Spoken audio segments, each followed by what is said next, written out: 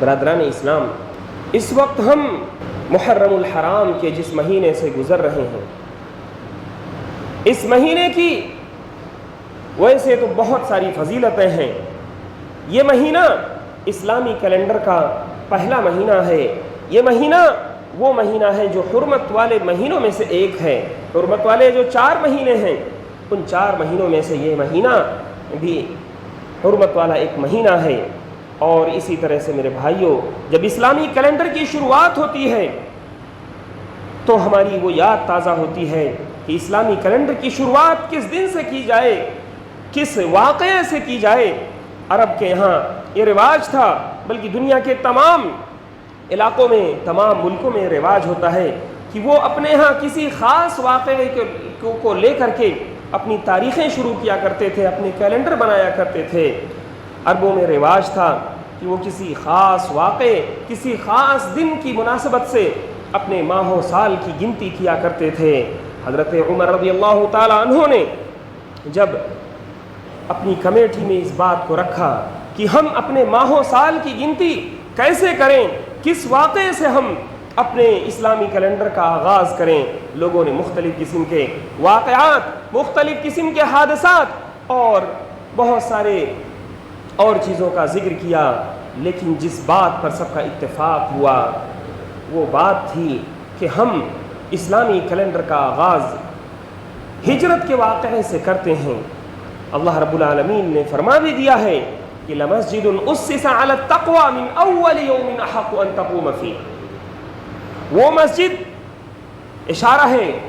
قباء کی مسجد کی طرف، وہ مسجد جس کی بنیاد تقوی پر رکھی گئی ہے، من اول یوم، پہلے ہی دن سے۔ لوگ کہتے ہیں کہ وہ پہلا دن کیا تھا؟ کہا یہ دراصل پیارے نبی صلی اللہ علیہ وسلم کی ہجرت کا واقعہ ہے، اور ہجرت کے سفر کے دوران آپ صلی اللہ علیہ وسلم اس مسجد کی بنیاد رکھتے ہیں۔ لہٰذا ہمارے اسلامی کیلنڈر کا جو آغاز ہوگا وہ اول یوم یعنی ہجرت کے واقعے سے ہوگا۔ اور اسی وجہ سے میرے بھائیوں، جب اسلامی کیلنڈر کا آغاز ہوتا ہے تو ہماری ایک شاندار تاریخ، مسلمانوں کی عظیم الشان تاریخ آگے بڑھتی ہے،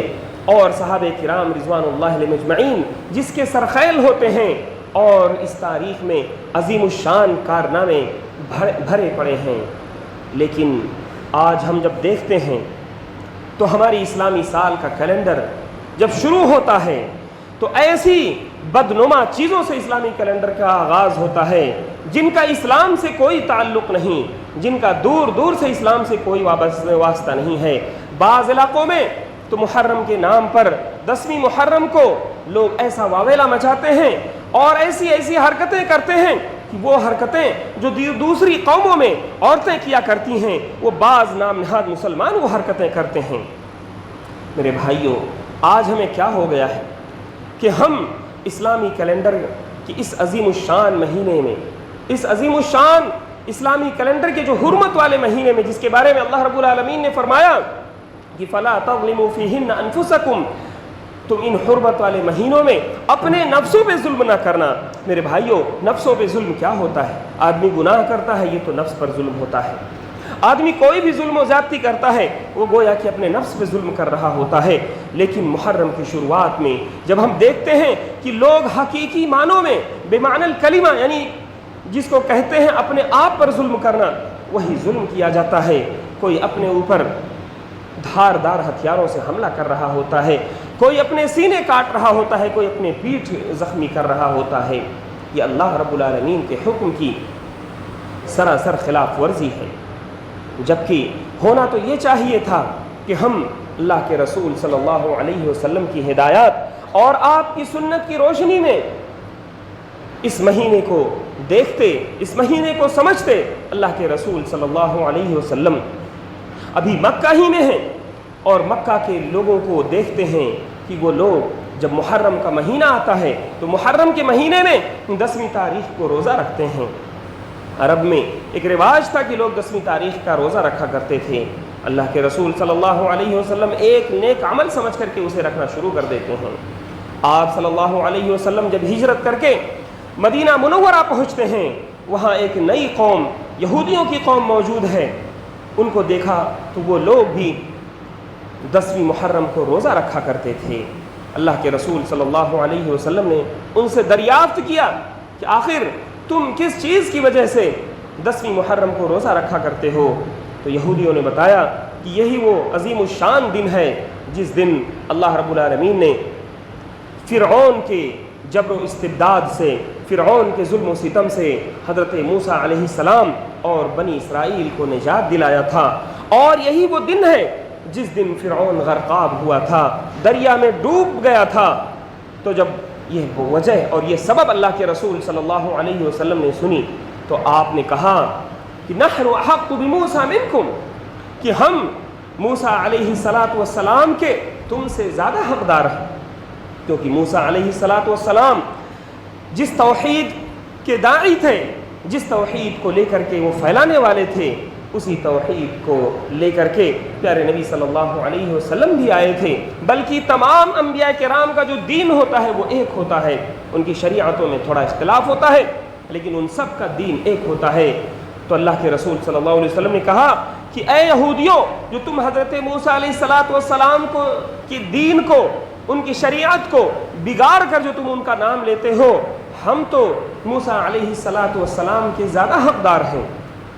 تو اللہ کے رسول صلی اللہ علیہ وسلم نے لوگوں کو عاشوراء کے روزہ رکھنے کا حکم دیا، اور یہ حکم اس وقت جب تک کہ رمضان المبارک کا روزہ مسلمانوں پر فرض نہیں ہوا تھا، یہ عاشوراء کا روزہ مسلمان فرض سمجھ کر کے رکھا کرتے تھے۔ بالآخر جب سن 2 ہجری میں رمضان المبارک کے روزے مسلمانوں پر فرض قرار دیے گئے تو اللہ کے رسول صلی اللہ علیہ وسلم کی طرف سے عاشوراء کے روزے کی فرضیت منسوخ ہو گئی، کینسل ہو گئی، اور عاشوراء کا روزہ آج بھی باقی ہے، وہ سنت کے درجے میں باقی ہے۔ اس کی فضیلت اللہ کے رسول صلی اللہ علیہ وسلم نے بیان فرمائی کہ گزشتہ 1 سال کے گناہوں کا یہ کفارہ ہو جائے گا اگر کوئی شخص عاشوراء کے روزوں کو رکھتا ہے۔ میرے بھائیوں، ہمیں 10ویں محرم کی جو تاریخ ہے، اس تاریخ کو ہمیں اللہ کے رسول صلی اللہ علیہ وسلم کی فرمان کی روشنی میں، آپ صلی اللہ علیہ وسلم کی سنتوں کی روشنی میں دیکھنا چاہیے تھا۔ لیکن آج ہم میں سے کتنے لوگ ایسے ہیں جو 10ویں محرم کو کسی اور نظریے سے دیکھتے ہیں؟ آخر یہ کیا وجہ ہے، کیا سبب ہے؟ آپ جانتے ہیں کہ 10ویں محرم کو، محرم کے مہینے میں بہت سارے ایسے اسلامی واقعات رونما ہوئے ہیں، کئی سارے صحابہ کرام رضوان اللہ علیہم اجمعین کی وفات کے دردناک حادثے پیش آئے ہیں محرم کے مہینے میں۔ لیکن جن لوگوں کے دلوں میں کھوٹ ہوتا ہے، وہ لوگ کسی نہ کسی چیز کو ضرور بہانہ بنا لیتے ہیں۔ آپ جانتے ہیں کہ جب حضرت علی رضی اللہ تعالی عنہ کی شہادت کے بعد ان کے بیٹے، ان کے فرزند ارجمند حضرت حسن رضی اللہ تعالی عنہ مسلمانوں کے خلیفہ بنتے ہیں، اور حضرت حسن رضی اللہ تعالی عنہ نے مسلمانوں میں جو آپسی کچھ جنگیں انہوں نے دیکھی تھیں، ان جنگوں سے جو کبیدہ خاطر تھے، جو رنجیدہ تھے، انہوں نے ان ساری چیزوں کو دیکھتے ہوئے، مسلم امت کے تفرق اور اس کے افتراق کو، اس کے بٹنے کو دیکھتے ہوئے، لوگوں کے اندر فتنے کا خوف دیکھتے ہوئے، حضرت حسن رضی اللہ تعالی عنہ نے اپنی خلافت سے دستبرداری کا اعلان کر دیا۔ اور جب حضرت حسن رضی اللہ تعالی عنہ خلافت سے دستبردار ہو گئے اور حضرت امیر معاویہ رضی اللہ تعالی عنہ کے ہاتھوں میں خلافت سونپ دی، اس وقت مسلمانوں نے خوشی منایا کہ یہ ہماری عام الجماع، یہ ہمارے جماعت اور ہمارے اتحاد و اتفاق کا سال ہے۔ اس سال مسلمانوں کی آپسی جنگیں، آپسی جھگڑے ختم ہو گئے۔ جو لوگ یہ کہتے ہیں کہ مسلمان خوریزی کرتے ہیں، ابھی ان کی تاریخ کی شروعات ہی تھی کہ ان کے اندر جنگیں مچ گئیں، ان کے خلفاء کا قتل ہونے لگا۔ میرے بھائیوں، اگر مسلمان خونخوار ہوتے تو حضرت حسن رضی اللہ تعالی عنہ کی خلافت سے دستبرداری کے بعد ان کے اندر پھر کچھ نہ کچھ جنگیں شروع ہوتی، لیکن غیروں نے اور کالی بھیڑوں نے جو مسلمانوں کے اندر گھس گھس کر کے ان کے اندر جنگیں برپا کر دی تھیں، وہ ساری جنگیں، سارے فتنے یکلخت ختم ہو گئے اور حضرت امیر معاویہ رضی اللہ تعالی عنہ وہ مسلمانوں کے خلیفہ مقرر ہوئے، وہ مسلمانوں کے سب سے بہتر اور سب سے پہلے بادشاہ مقرر ہوئے، جنہوں نے عالم اسلام کو 20 سال تک اتنے امن و شانتی کے ساتھ چلایا اور لوگوں کے اندر ہر طرف فتوحات، اسلامی فتوحات جاری ہو گئی، لوگوں کے اندر اس قدر امن و امان برپا ہو گیا کہ خلفائے راشدین کے عہد میں، حضرت عثمان رضی اللہ تعالیٰ عنہ کے عہد میں، حضرت ابو بکر صدیق، حضرت عمر فاروق، حضرت علی رضی اللہ عنہ اجمعین کے دور خلافت میں جو مسلمان ممالک فتح ہوئے تھے، ان تمام مسلمان ممالک میں حضرت امیر معاویہ رضی اللہ تعالیٰ عنہ کے دور میں لوگوں کی تربیت ہوئی۔ وہ لوگ جو اسلامی فتوحات کے عوض مسلمانوں سے قریب ہو گئے تھے، دار اسلام میں داخل ہو گئے تھے، ان بڑے بڑے علاقوں کی ایسی اسلامی تربیت ہوئی کہ جہاں جہاں پر مسلمانوں نے فتح کا جھنڈا گاڑا تھا خلفائے راشدین کے دور میں، اسے حضرت امیر معاویہ رضی اللہ تعالیٰ عنہ نے استحکام بخشا، اور اسی طرح سے حضرت امیر معاویہ رضی اللہ تعالیٰ عنہ نے سمندر کے اندر جہاد شروع کیا، اور سمندر کے اندر ایسے بڑے بڑے اساطیل، ایسے بڑے بڑے بحری بیڑے قائم کیے، جو بحری بیڑے بعد میں جہاد اسلامی کے اندر اپنے الگ الگ کارنامے انجام دیتے ہیں۔ تو میرے بھائیوں، حضرت امیر معاویہ رضی اللہ تعالیٰ عنہ کے 20 سالہ عہد مبارک میں لوگوں نے محسوس کر لیا تھا کہ ہم نے جو فتنہ برپا کیا تھا حضرت عثمان رضی اللہ تعالیٰ عنہ کی شہادت کے ساتھ، اسی طرح سے وہ لوگ، وہ شرپسند اور کمینے اور خبیث قسم کے لوگ جنہوں نے حضرت علی رضی اللہ تعالیٰ عنہ کو شہید کیا تھا، انہوں نے سمجھ لیا تھا کہ اب ہمیں کھلنے کھیلنے کا، ہمیں پھلنے پھولنے کا کوئی موقع نہیں ملے گا۔ بالآخر انہوں نے حضرت حسین رضی اللہ تعالیٰ عنہ کی شہادت کا واقعہ کرایا، اور حضرت حسین رضی اللہ تعالیٰ عنہ کی شہادت کا جو واقعہ ہوا، اس واقعے کے بعد ایسا ٹرننگ پوائنٹ اسلامی تاریخ میں آیا کہ اس کے بعد جو مسلمانوں میں افتراق اور فرقہ بندی پڑی، وہ فرقہ بندی، وہ درد، وہ کرب آج تک مسلمانوں میں ختم نہ ہو سکی۔ وہ چیزیں جو حضرت علی رضی اللہ تعالیٰ عنہ کے نام پر لوگ کیا کرتے تھے، جو تشیع پھیلایا کرتے تھے، جو شیعیت پھیلایا کرتے تھے، وہ تقریباً دم توڑ چکی تھی حضرت امیر معاویہ رضی اللہ تعالیٰ عنہ کے عہد خلافت میں۔ ان تمام فتنوں کا خاتمہ ہو چکا تھا، لیکن ان لوگوں نے جیسے ہی دیکھا کہ حضرت حسین رضی اللہ تعالیٰ عنہ کی شہادت کا واقعہ پیش ہوا ہے، اور خود ان کی سرزمین میں ان کے گھروں کے سامنے یہ واقعہ پیش ہوا، اس کے بعد وہ بلبلانے لگے، اور ان کو پھر وہ موقع ملا کہ ہم اہل بیت کا نام لے کر کے ہم پھر سے کھلنے اور کھیلنے کا موقع پا سکتے ہیں۔ میرے بھائیوں، یہ جو دردناک واقعہ پیش آیا حضرت حسین رضی اللہ تعالیٰ عنہ کی شہادت کا، یہ واقعہ 10 محرم الحرام کو پیش آیا۔ آپ جانتے ہیں کہ اللہ کے رسول صلی اللہ علیہ وسلم کے اوپر وحی کا نزول ہوتا تھا، اللہ رب العالمین کی طرف سے قرآن کی آیتیں نازل ہوتی تھیں، اللہ رب العالمین کی طرف سے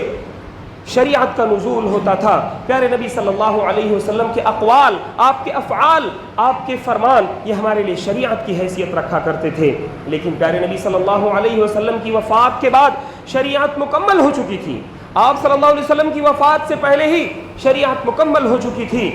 اور اسی طرح سے حجۃ الوداع کے موقع پر اللہ رب العالمین نے اعلان کر دیا تھا الیوم اکملت لکم دینکم واتممت علیکم نعمتی ورضیت لکم الاسلام دینا۔ اس کے بعد اس شریعت میں کسی چیز کے اضافے کا ہلکا سا بھی کوئی امکان نہیں تھا، لیکن سالوں کے بعد لوگوں نے اس واقعے کو ایسا دینی واقعہ بنایا، ایسا لگتا ہے کہ جیسے شریعت کا ایک نیا آغاز ہو رہا ہے کربلا کے واقعے کے بعد۔ آپ جانتے ہیں کہ حضرت حسین رضی اللہ تعالیٰ عنہ کی شہادت کا جو دردناک واقعہ پیش آیا، حضرت حسین رضی اللہ تعالیٰ عنہ کے بیٹے، ان کے فرزند علی ابن الحسین جن کو زین العابدین کہتے ہیں، وہ اس وقت جب جنگ ہونے لگی، کوفیوں نے جو ان کو 60,000 خطوط لکھ کر کے حضرت حسین رضی اللہ تعالیٰ عنہ کو بلایا تھا کہ آپ عراق آ جائیے، حضرت حسین رضی اللہ تعالیٰ عنہ وہاں پہنچتے ہیں، اور اہل خبث، ایسے لوگ جو شر پسند ہوتے ہیں، ایسے لوگ جن کے اخلاقیات میں کمزوری ہوتی ہے، ایسے لوگ جو کبھی وعدہ وفا نہیں کر سکتے، ایسے لوگوں سے جب سامنا ہوا تو وہ مکر گئے، وہ ڈر گئے، اور انہوں نے حضرت حسین رضی اللہ تعالیٰ عنہ کے ساتھ وفاداری کرنے کے بجائے ان کے ساتھ دغا بازی کی، ان کے ساتھ غداری کی، اور ان کو جو ہے لوگوں کے سہارے چھوڑ دیا، لوگوں کے حوالے کر دیا، اور جنگ ہوئی جس میں حضرت حسین رضی اللہ تعالیٰ عنہ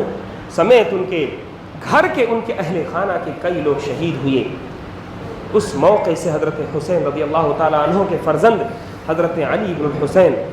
جو کہ بیمار تھے، جن کو بیمار کربلا کہا جاتا ہے، اس جنگ کے خاتمے کے بعد جب وہ کوفیوں کے یہاں سے گزرتے ہیں تو پوچھتے ہیں کہ یہ لوگ کیوں رو رہے ہیں؟ لوگوں نے کہا کہ حضرت یہ آپ کے والد کے شہادت کے غم میں رو رہے ہیں۔ انہوں نے ایک تاریخی جملہ کہا، ایک سوال ان کے اوپر کیا اور کہا کہ اذن من قتلہ، اگر میرے والد کی شہادت پر یہ رو رہے ہیں تو پھر انہیں قتل کس نے کیا؟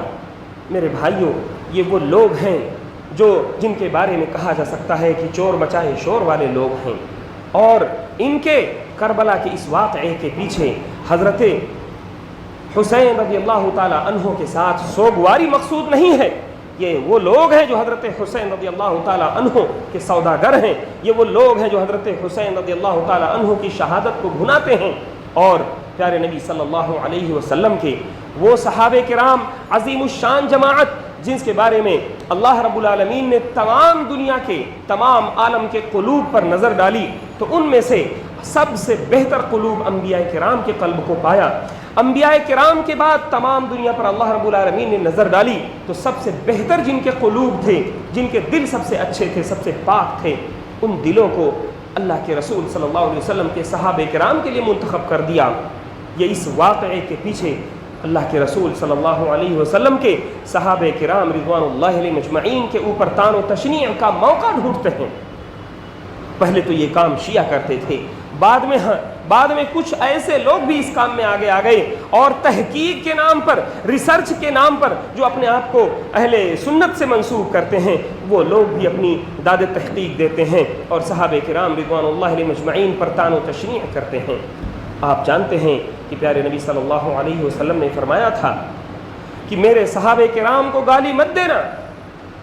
تم میں سے اگر کسی شخص نے احد پہاڑ کے برابر اگر سونا خرچ کر دیا، احد پہاڑ جانتے ہیں ایک پہاڑ نہیں ہے، ایک پہاڑ کی چوٹی کا نام نہیں ہے، احد پہاڑ یہ پہاڑیوں کا ایک سلسلہ ہے جو تقریباً 7 کلومیٹر تک، جس کی 8 کلومیٹر تک جس کی لمبائی ہے، اور اس کی چوڑائی کہیں 3 کلومیٹر تک ہو جاتی ہے۔ اتنا عظیم الشان پہاڑ اللہ کے رسول صلی اللہ علیہ وسلم نے فرمایا کہ اگر بعد میں آنے والے لوگ اتنے عظیم الشان پہاڑ کے برابر سونا بھی خرچ کر دیں تو میرے صحابہ کرام کے